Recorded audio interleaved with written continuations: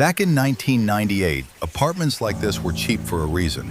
Nobody asked questions if the rent was low enough, especially in Chicago, especially during winter, and especially about buildings like the Ashbury Arms Apartments. Most people who lived there kept to themselves. You didn't knock on your neighbor's door unless somebody was dying or the building was on fire. The walls were thin, the heat barely worked, and every hallway smelled faintly like cigarettes and wet carpet. But rent for room 204 was only $390 a month. That's why I took it. My name's Daniel Harper. Back then, I was 24 years old, working night shifts at a grocery store on West Belmont Avenue. I didn't have friends, didn't have family nearby, didn't even own a car. Most nights I'd get home around 1 a.m., microwave something unhealthy, watch late-night television until I fell asleep, then do it all over again the next day. Life was simple, quiet, at least until the tenant upstairs disappeared. I first noticed something was wrong on a Thursday night in November. Rain was hammering against the windows so hard it sounded like gravel. I had just gotten home from work when the power flickered twice. The hallway outside my apartment went dark for maybe 3 seconds. And during those 3 seconds, I heard someone running upstairs. Fast, heavy footsteps, then silence. I remember standing there outside my apartment door listening. Nothing. No TV sounds, no voices, just the old pipes groaning inside the walls. I didn't think much of it at the time. People came and went constantly in that building. But the next morning, while checking my mail downstairs, I overheard the landlord arguing with a police officer. They were talking about the man from room 304, a tenant named Walter Briggs, middle-aged, lived alone. According to the landlord, Walter hadn't shown up to work in over a week. His boss called the police after nobody answered his phone. The officer asked if they could enter the apartment. The landlord looked nervous, very nervous. Eventually, he unlocked the door. I should have walked away, but curiosity got the better of me. So I stayed near the stairwell, listening. At first, there was silence upstairs.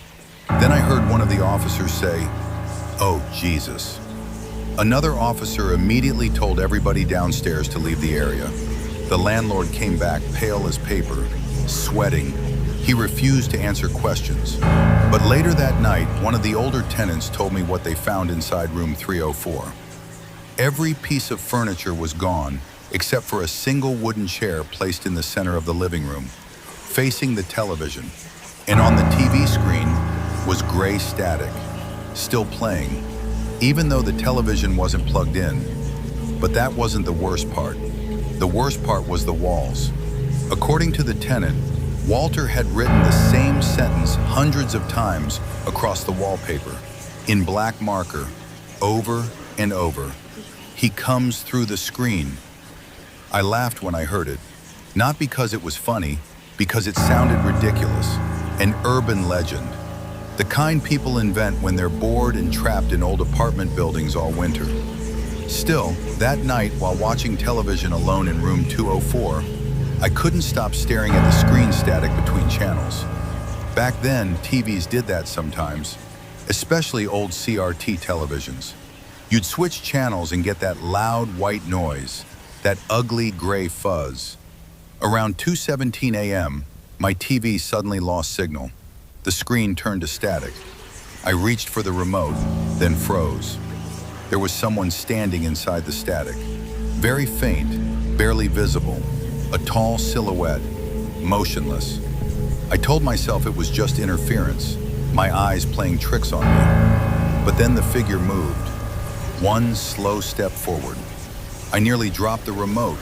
The static crackled louder. The silhouette became clearer, tall, thin. Its arms looked too long, and even through the distortion, I could tell it was smiling. Then the power in my apartment shut off completely. Everything went black. The TV died with a sharp electronic pop. Silence swallowed the room.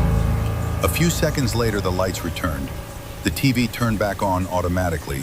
Normal channel, no static, no figure. I barely slept that night. Over the next few days, strange things started happening Tenants complained about hearing televisions playing late at night inside empty apartments.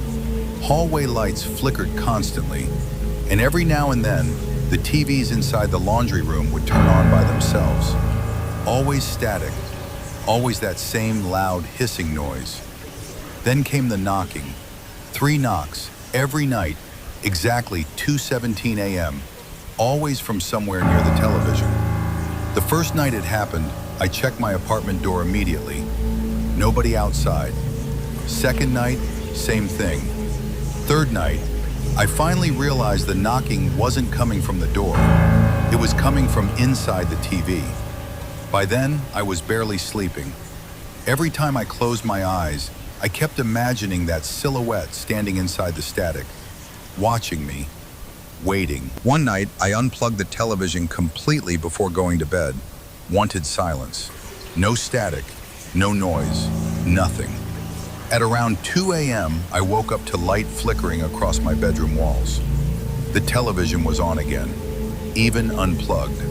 Gray static filled the screen, and the silhouette was closer now, much closer. Its face was still impossible to fully see through the distortion, but the smile looked wider, almost unnatural.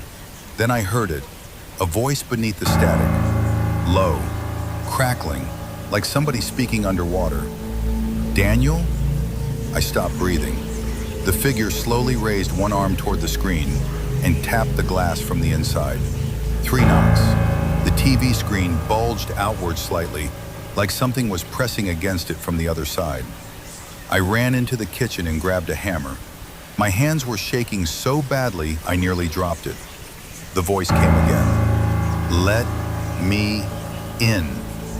I swung the hammer directly into the television screen. Glass exploded across the apartment. The static instantly stopped. Silence. Complete silence. I stood there breathing hard in the dark. Then, from upstairs, I heard a television turn on. Static blasted through the ceiling, followed by screaming. Real screaming. Not from a television, from a person. I ran into the hallway. Other tenants were already opening their doors. Everybody heard it. The screaming came from room 304, Walter Briggs's apartment, the empty apartment. The landlord came upstairs holding a flashlight. We all stood outside the door listening. The screaming suddenly stopped. Then came static, loud static. The landlord slowly unlocked the door. The apartment was freezing cold inside. The television sat in the middle of the room again, plugged in this time. Gray static humming loudly, and standing in front of the TV was Walter Briggs. Or at least what used to be Walter Briggs. His skin looked pale gray, his eyes completely black, and his smile stretched so wide it looked painful. He turned slowly toward us. Then the TV static behind him began forming more silhouettes, more figures, standing inside the screen, watching, smiling. The landlord slammed the door shut instantly. People started screaming in the hallway. Someone called the police, but before officers arrived, every television in the building turned on at once.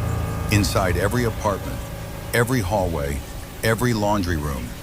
Static echoed through the entire building, and through the noise, you could hear voices whispering, hundreds of whispers, all saying the same thing.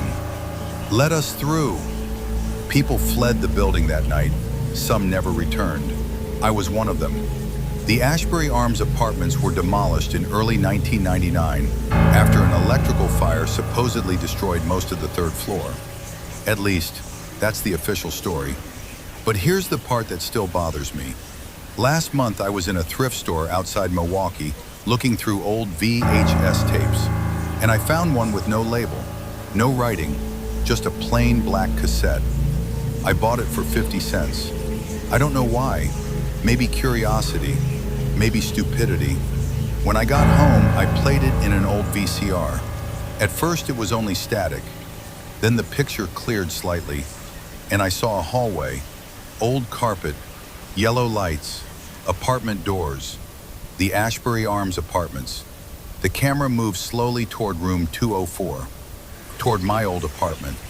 And just before the tape ended, something smiled at me from inside the darkness of the doorway. Then the screen turned to static again, and from my television, I heard 3 knocks.